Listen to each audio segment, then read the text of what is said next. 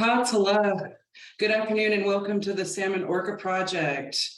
We're doing a Tribal Voices Matter speaker series on our energy future. And I am Angela Jackson and I am the moderator for today's important conversation. I'm thrilled to guide our esteemed speakers and facilitate an engaging discussion on the future of energy. Today we have with us Joe Nguyen, who's the Senator of Washington. And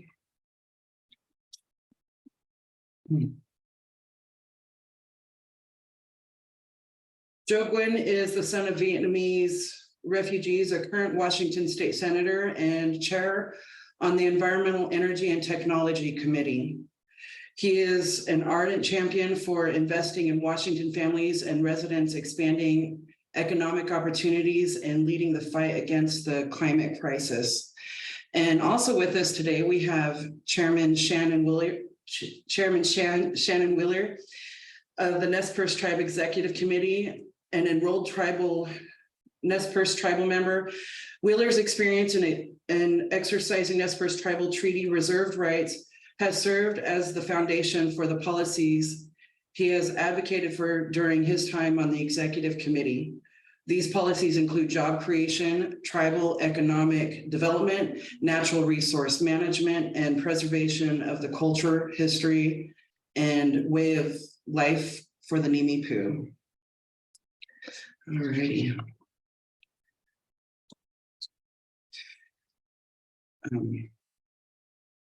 And so I'm going to go ahead and get started, and we'll have a conversation today, like I said, on energy and the future of energy in our region. Nez Perce tribes have historically been excluded from decisions that craft our energy policies. How do we ensure the tribal voices are constantly included when it comes to these discussions? Senator Nguyen, would you like to? Either or, Chairman, I defer to you if you'd like to go first, so I can hop in. Either or. Go ahead, Senator. Perfect. Thank you so much, everybody, for being here. To give context as well, I'm Senator Joe Nguyen from the 34th Legislative District, which represents West Seattle, White Center, Vashon, Maury Island, downtown Seattle, Soto, Pioneer Square, those types of places as well. Traditional homelands of the Muckleshoot and others in the Swinomish. And really want to underscore the issue that we're facing today is something that we've been trying to catch up on for generations. Historically, our tribal communities have been left out of incredibly important decision-making, including the construction of energy projects in Washington State. And not only does it mean that we have to fight for our future when it comes to energy independence, we have to right the wrongs of the past as well. And I had the opportunity with the chairman to come out and visit the lower Snake River dams. I met with the local communities there to better understand the dynamics that were at play, to really understand how do we move forward from this dynamic as well. So one of the biggest things that we're doing in Washington State as it relates to energy infrastructure is part of what we call the Climate Commitment Act. It's a policy that was passed this last cycle that went into effect this past year that is just now being implemented. And it generates revenue through auctions that folks who pollute in Washington State have to pay into. And in that process, 10% of the funds associated with that are statutorily directed to go towards our tribal communities. There's a number of investments that we're making in that space already as well. But even then, I think it's important for us to ensure that we have authentic relationships. So when we talk about being able to work with tribal communities, tribal partners, we have to understand that it's not a monolith. We understand that it's really based on relationships. And one of the things that I've seen now working with a few different energy developers is that candidly, there are folks who don't necessarily have our community's best interests in mind. They're simply looking to profit from the current situations that they may be in. So being able to be mindful of that dynamic is going to be important as well.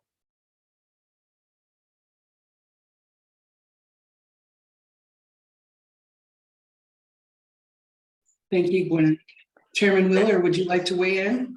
Yes, definitely. Appreciate this opportunity once again, and thank you for allowing us to be here and a platform to be able to share perspectives on issues that involve the tribe and involve life sources, resources that we're so dependent on. And as a country, as Pacific Northwest, and as the states and tribes are all concerned that, there's a lot of issues that surround what we're talking about. And as we look at historical facts of how tribes were left out of, the construction of the dams, and these things were just happening on these waters. I think, moving forward, the question of how do we ensure tribal voices are included when it comes to these discussions. I think, for us, the outreach, of course, is something that would be required by the federal government, by state governments, to continue that outreach and transparency through these processes, but also for the Nez Perce and where we're currently at, and several other tribes, and where tribes are currently moving. You have to get involved. You have to involve yourself. You immerse yourself into energy, because that's really where we've been left out of, as far as how those sectors really affect what we're doing. Just like I guess current stuff that even the least conflict solar siting that Karen Janowitz of WSU had performed that study, and through the governor's office, that there was something that they were attempting to do to try to establish something that that we need as far as renewable energies, but that included tribes and tribal comments going into that. And from a tribal perspective, those cultural sites are the different sites that are out there, could be ancestral burial grounds that are out there, are food sovereignty, first foods that are a big portion of who we are as well. But really getting involved in the discussions at the policy levels, and once you get into that area. But for us here at Nez Perce, we actually start deploying solar and renewable energies, and doing net metering and the behind the meter activities that we can do, and then we start following what the legislation is doing in the state of Washington, Oregon, Idaho, and as well as nationally at the federal level. That we're starting to be more involved in understanding energy itself, not only what we consume here and what we can do to conserve, but also those policies that directly affect you if you become a producer of energy as well.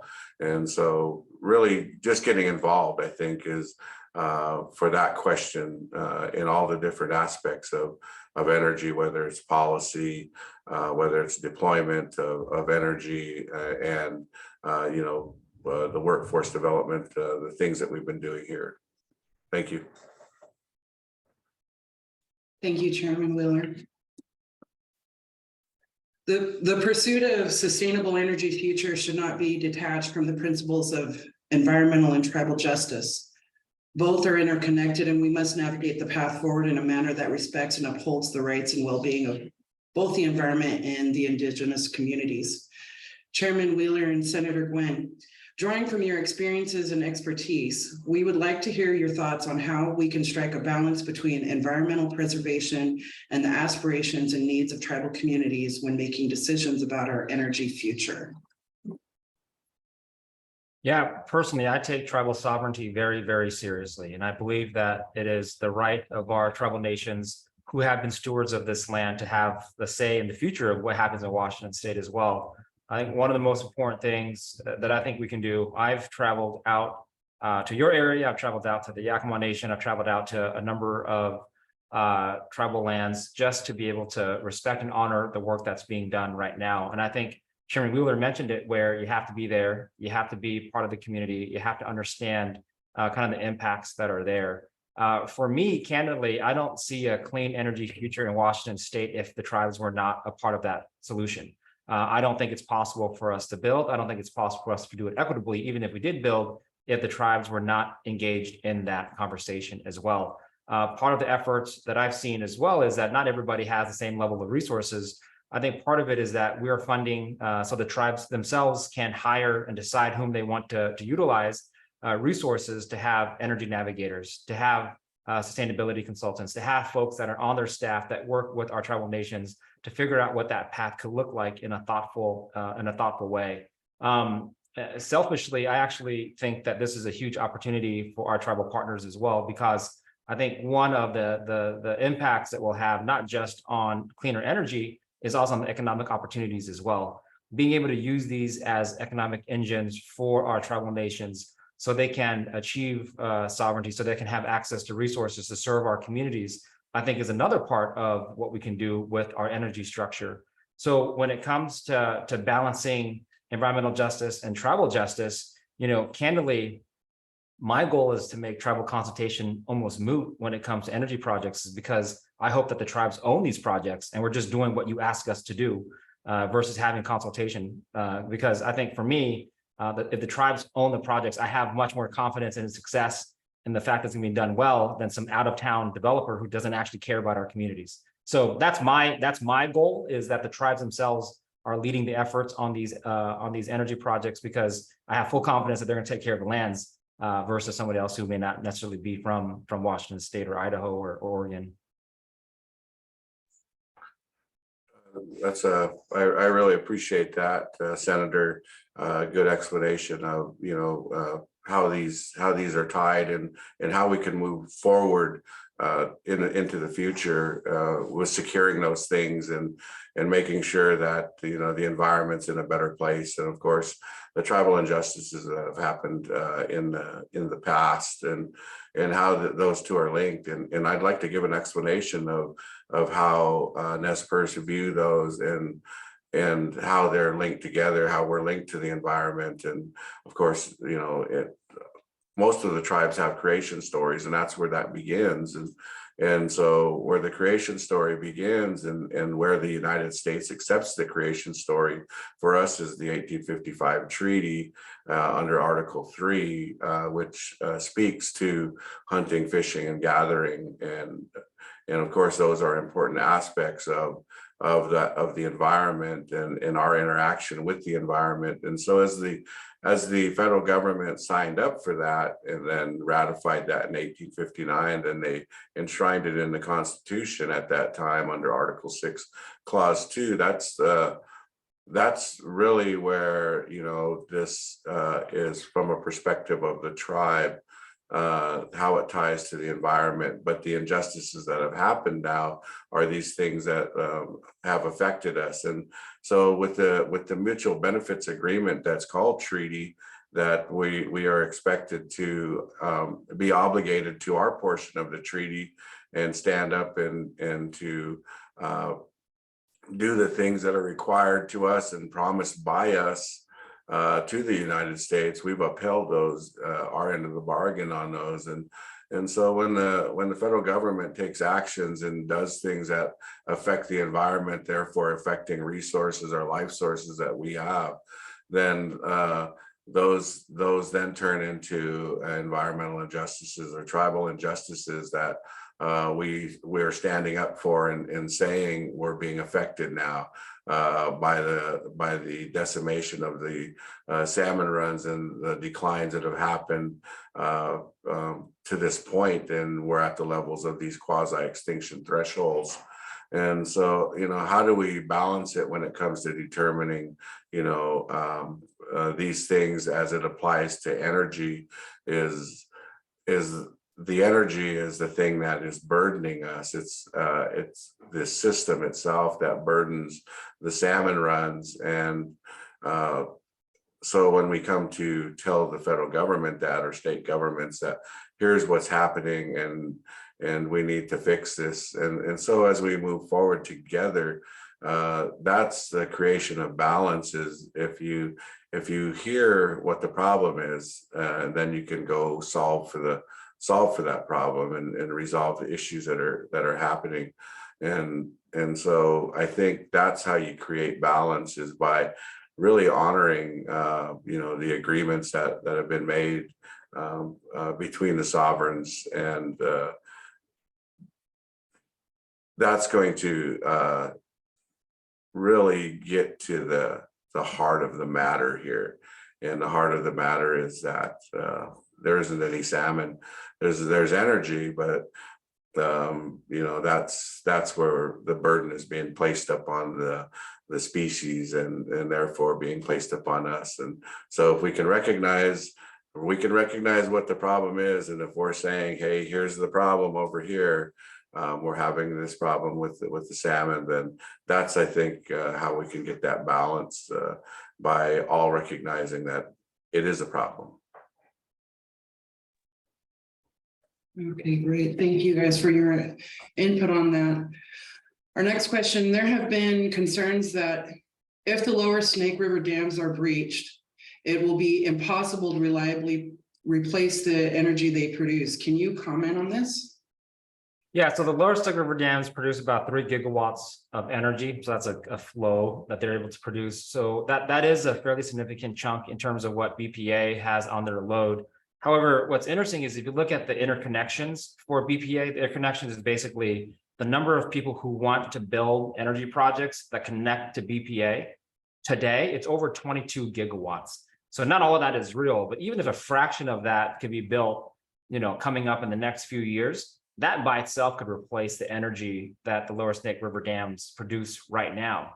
And I think one of the important things too that people don't necessarily quite realize is that it's pretty expensive to run dams. It's pretty expensive to run dams that are about 30 years old as well. They cost, you know, $33 or so million just to operate. That doesn't include the hundreds of millions of dollars it takes to maintain and update the facilities. So really over a 10-year period, that's about $6-ish billion that they have to spend in order to maintain the lower Snake River dams. If we were to take that and invest that into clean energy projects, ones that I think our tribal partners would support, I think ones that the local communities could potentially support, there are opportunities there to replace that energy. It's not going to be easy, right? Obviously, developing energy, having transmission lines are not easy, but I think it is possible. And Washington State has put about $5 million in this last budget to kind of figure out what that plan could look like. And energy is just one component of it. It's used to barge wheat and other agricultural projects. There's a rail system next to it that is not currently being used. I wonder if we can repurpose that. It's owned by BNSF, so it's not necessarily the easiest to kind of get them to get on board. But there are, say for instance, there are challenges associated with it. Is it impossible? Well, we lived a life not that long ago where those dams weren't there. So it isn't as if this is something that was built in the environment that we couldn't navigate throughout the history of Washington State. Those things were built in the 1970s. They're not as old as you might think. So bringing it back to what the natural ecosystem had, first off, I think treaty rights are treaty rights and we have to honor them. And the other is that there are better ways for us to have clean energy. When I went to go visit last year, one of the ways that they were trying to mitigate the impacts to our Chinook and to the salmon and to the other habitat species that are there, they put fish in a barge. Shannon, I know Chairman Wheeler has seen this. They put fish in a barge and they take this barge up and down the river to mimic what it would be like to spawn. So that way we can hone the beacons of the salmon. I don't think that's what we intended when we talk about the natural habitat of salmon. I don't think salmon was supposed to be inside of a barge going up and down a river. They're supposed to live in the river and swim freely and use that as their home.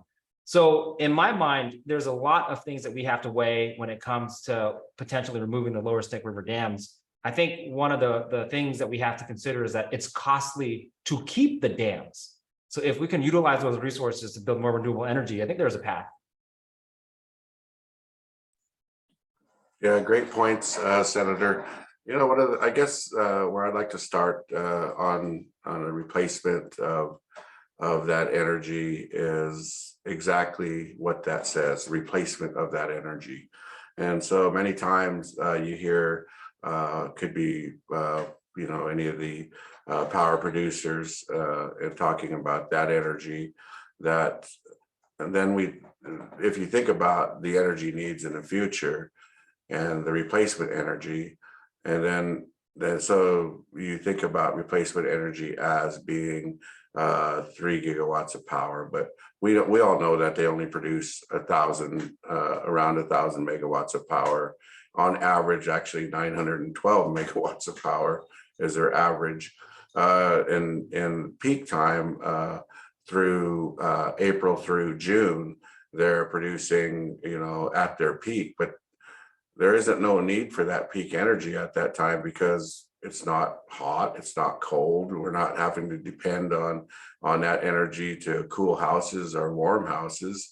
And the times when those cold snaps are and the heat dome that happened a few years back, well, those rivers are only flowing at 312 megawatts of power capacity. So if we think about that, the replacement energy for those times when they're talking about this energy that these dams were built to continue to provide energy to the Pacific Northwest, well, that energy generally goes out of state anyway, goes to California. So as I'm saying that, I'm thinking about replacement energy. And what replacement energy actually is. So that's, if you can imagine goalpost, replacement energy is one set of goalposts, and that's where they sit. And then you think about Washington's commitment, Climate Commitment Act, and their energy needs for 2050. And so that's a bigger goal. That goal is large. And most energy public utility districts or power producers want to throw in the replacement energy into that, saying it's going to be needed then too. And, what are we going to do without that energy? Well, under the Bonneville Power Administration's business model, that's one thing that they base the energy that those dams produce as being a part of the overall model. And they say it can't be done unless you put 5,311 megawatts of power onto the grid with renewable energies, and you can't do it. But that was even the former administrator Elliott Manger that said that. Then he went to California after he resigned or retired or completed his mission there at BPA. He went to California, started being the CEO at a company down there, deployed 7,000 megawatts of solar power and 2,000 megawatts of battery storage. And so, that's basically 2 gigawatts of power and 7 gigawatts of power that's being generated. And so, and 1 year he says, I can't, we can't do this. And then 3 years later, 4 years later, he's done it in California. It's a mystery, but I think that leans towards the Bonneville Power Administration's business model. So the separation of replacement energy and Washington's 2050 Climate Commitment Act goals of energy that's going to be needed, those need to be separated. And so if we can separate those two and solidify the goal, the closer goal, which is more in line with salmon recovery and the needs of salmon, then that's truly important to be able to, that energy can be replaced. It's already been replaced. Renewable energies that have been put on into the system has already surpassed that number that needs to be replaced. So, but we need to solidify those goals. We can't have them continuously moving and growing and getting bigger and doing these things. So I think that's objective number one, is to just solidify that goal. And then the 2050 goal, that will happen, after the replacement energy. So that's a larger goal. And by then, renewable energies, next generation battery cells, hydrogen cells, and those types of renewables are innovations that are coming in with renewable energies will easily be able to replace that energy and meet those goals and needs of the future. But for us, looking at the needs of the salmon, that's the immediate need, because they're the ones that are facing the quasi-extinction threshold. And as we look at the reliability to replace the energy, we also need to look at ourselves then behind the meter.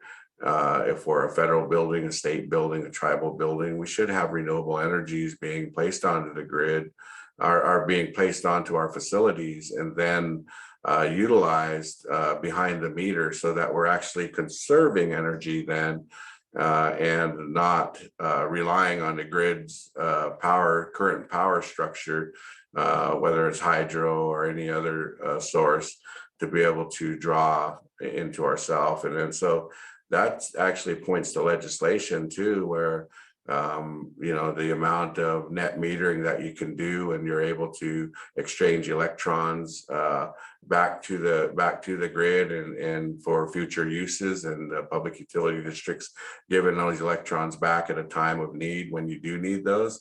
That's a conservation effort that we can all take part in, and across the whether it's household rooftops, but definitely from the federal perspective or state perspective or tribal perspective, any of our facilities need those type of behind the metering. But we don't need any legislation that slows us or stops us from the amount of those agreements, whether it's a megawatt of power that can be exchanged onto the grid, or I think some places it's currently like 10 megawatts of power that you can produce that can be placed onto the grid in exchange for electrons later. So any legislation that would look to even change any of that or slow the process of renewable energies isn't something good. So that needs to definitely be considered by senator and other legislators in the state of Washington and other states. Yeah. It's interesting, the Yakama Nation historically has been very diligent around their scrutiny for energy projects.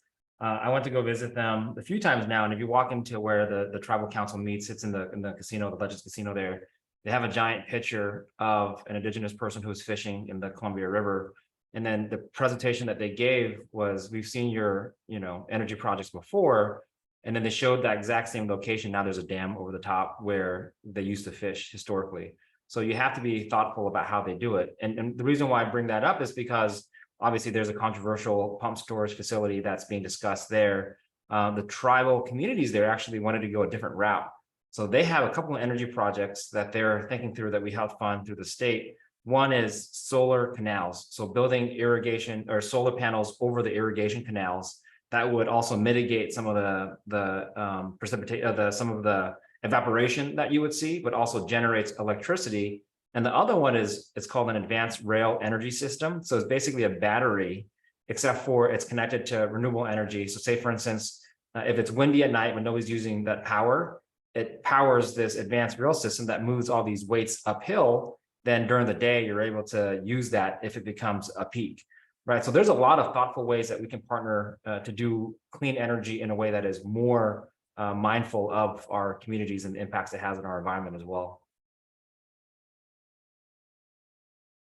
I guess I'd like to say just a little bit more too on the reaching aspect of the things that are being said out there about the power itself, and sometimes you can hear about half of it, and then the other half, that's kind of a scare tactic of putting things into a larger bucket, and I think if we're to address the current needs and issues that we're currently facing, fixing the problems of the past before we move into the future and then have more of a problem, I think that's really what we're truly after, is being placed in a room with people that are looking for solutions and admitting to the problems that we all have out there. I mean, if I was an irrigator and for instance, I want to give a perspective. If there's a million fish entering the Snake River system, and this year there was historically 8,000 fish, native spawners. Actually, there's 2 million fish that used to enter the Snake River system. And if there's only 8,000 like this year, there's a problem there, and we identify and we say that there's a problem.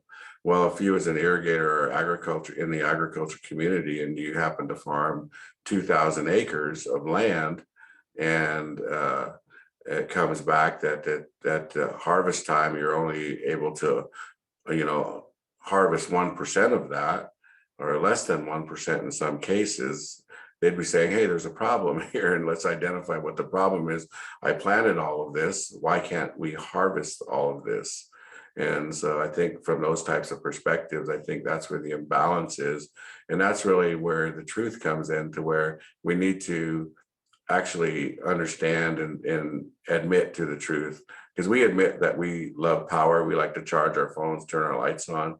That too, we need to, we like to drive down the highways too as well. And there's just, we turn our heaters on and turn our air conditioners on. Those are all tangible things that we do and we need to do and we've grown accustomed to. But how we do things, I think, is and changing, being able to change, but being able to admit that those things are real, and the things with salmon recovery and the quasi extinction that they're facing now, and some of them close to the point of no return.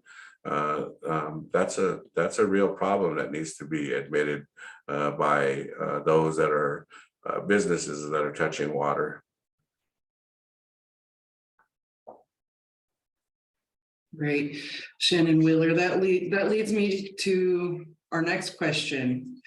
In your opinion, how do we create an energy strategy that is responsive to climate change, tribal needs, and our region's energy demands? Could you repeat that one more time, please? Sure. In your opinion, how do we create an energy strategy that is responsive to climate change, tribal needs, and our region's energy demands? Yeah, I think that's definitely a balance. We've worked with the Columbia River Intertribal Fish Commission and developed an energy vision that consists of hydropower, consists of renewable energies, whether it's small modular reactors, wind, solar, battery storage, all these different technologies, emerging technologies that are coming into the future. Those things, it's a combination of those that will get us to where we need to be in 2050 and into the future. And how we do those, of course, we do them a little smarter than what we did before. It's not a rush to get there. There's a rush to get to replacement energy because of the species. We may run up against some timelines going into the future, but doing your due diligence and planning and setting a course for that energy into the future, it's going to take everyone, of course, and it's going to take the federal government to be able to help. It's going to take the state government to be able to, be the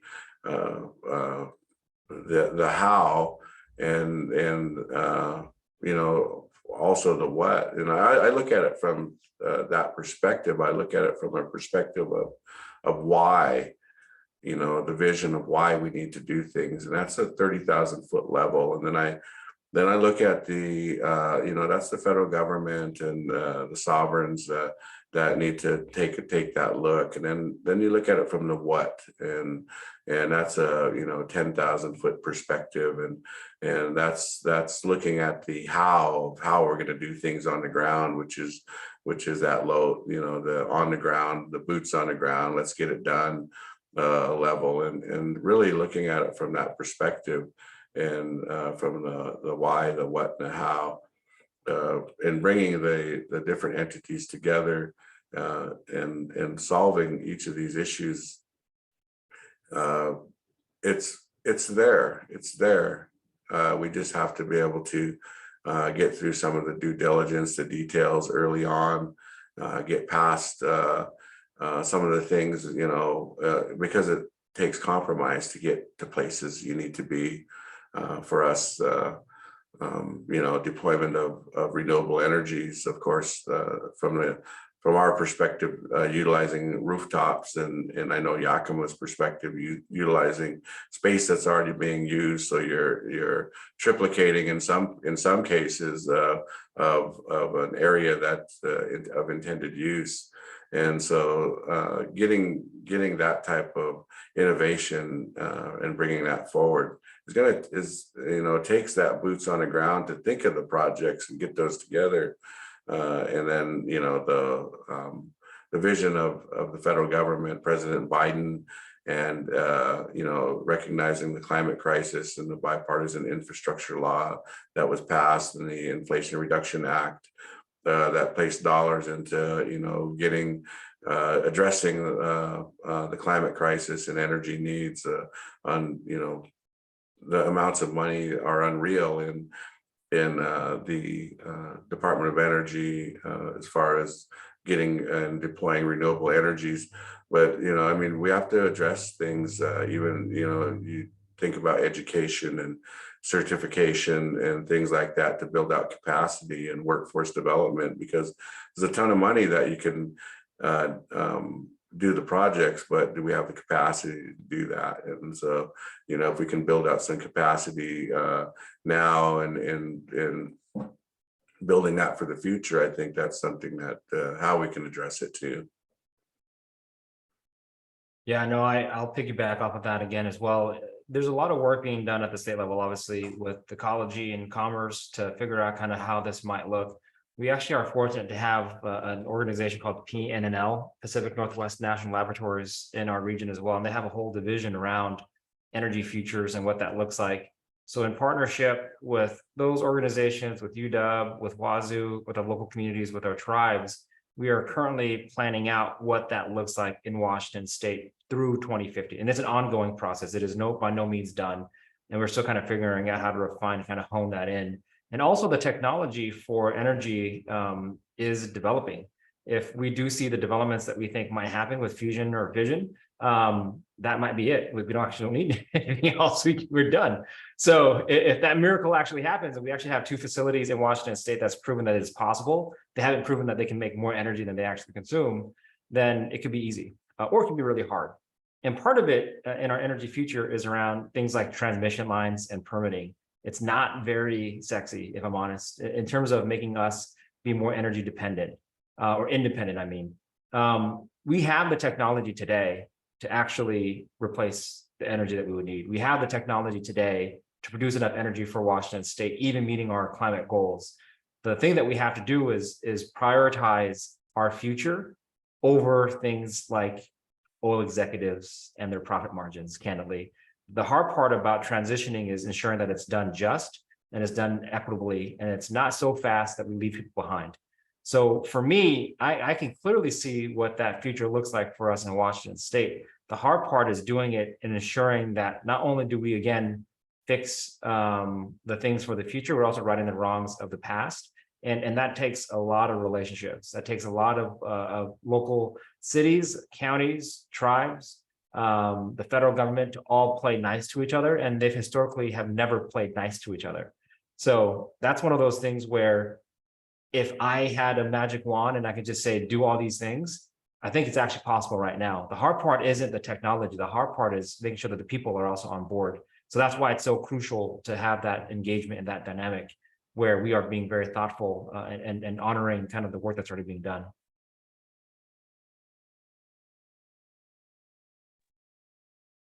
Great, thank you. Those are great comments.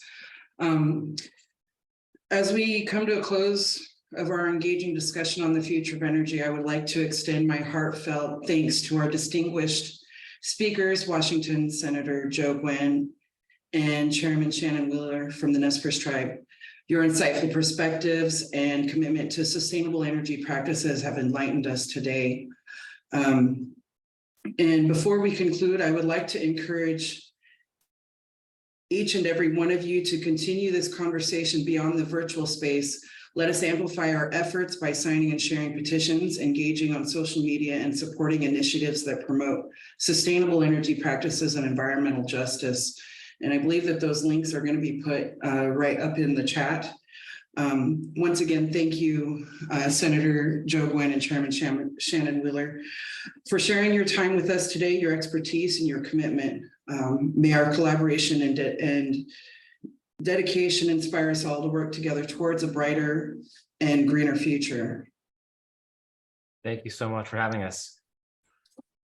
Thank you. If I could, I know I'd like to have a closing comment here too, if possible. That would be great. I know there was a question in the chat too about Bonneville Power Administration and really getting Bonneville, off of their business model, and how do we do that, and how do we look at the parent agency, Department of Energy, and continue to express concerns.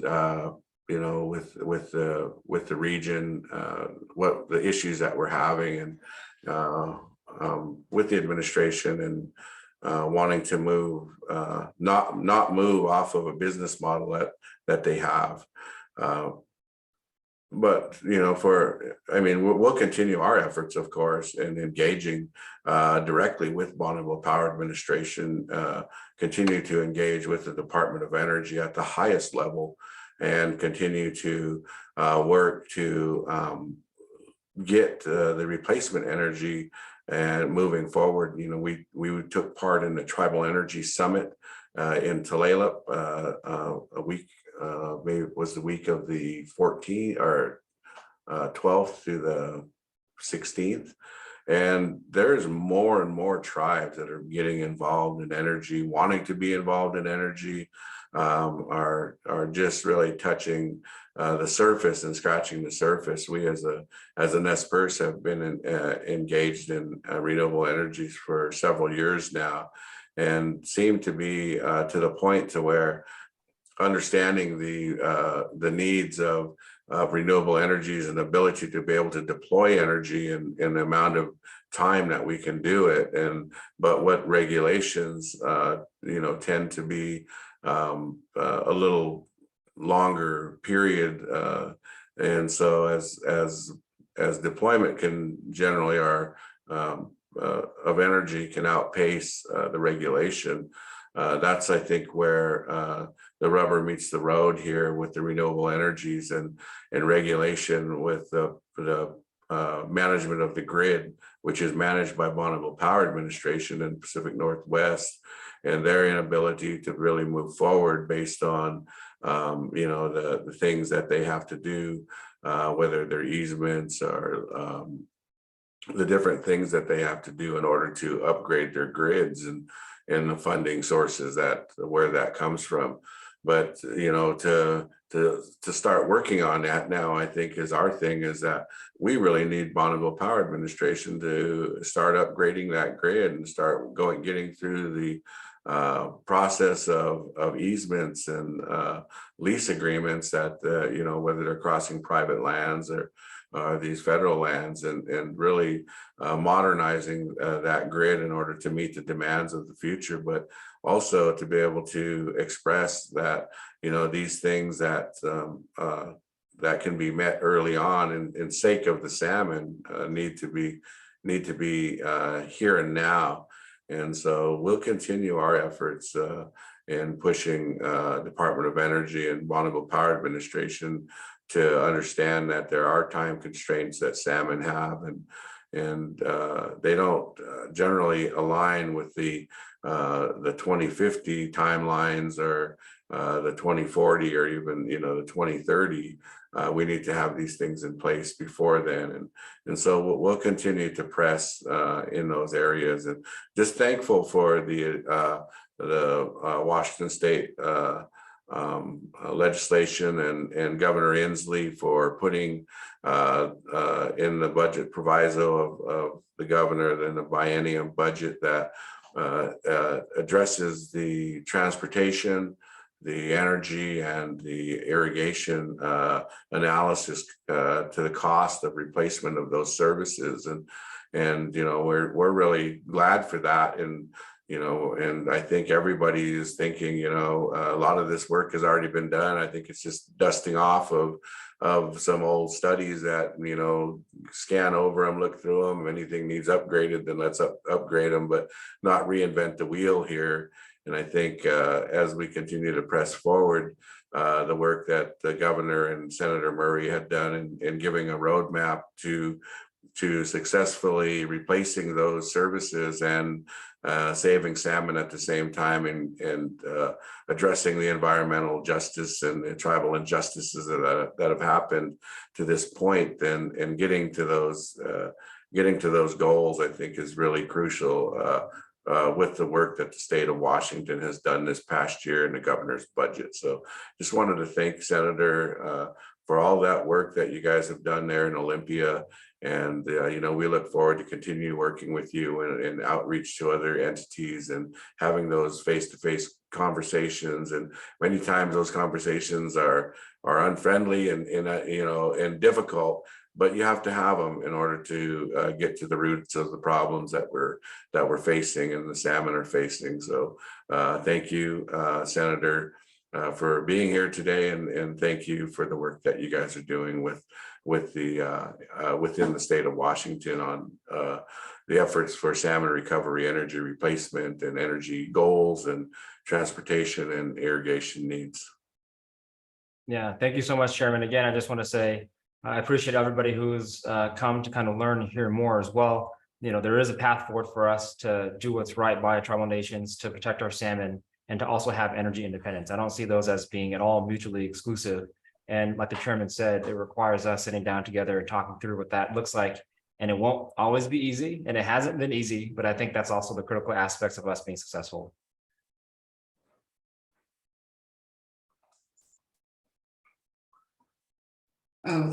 Thank you, Chairman Wheeler, for answering that question that came through on the chat about how we can encourage BPA to foster or grow with the changes that are needed.